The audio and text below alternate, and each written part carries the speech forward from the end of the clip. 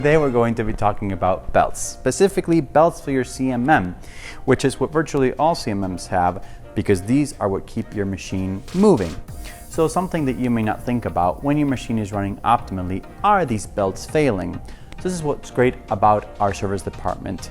So just like with mountain bikes where you might not think about the chain falling off when you're changing gears, our service department with every calibration is going to come in and include a belt replacement for your CMM. So over here we have a CMM that we use to train our service department, and you can see that these belts get dirty, worn, stretched out over time, right?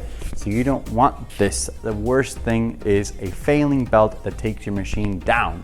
So to keep your machine running optimally and measuring more parts faster, make sure to call us to schedule your calibration, and we will see you next time for more Tuesday Tech Tips. Keep hitting that share button, and I'll see you next time. Thanks.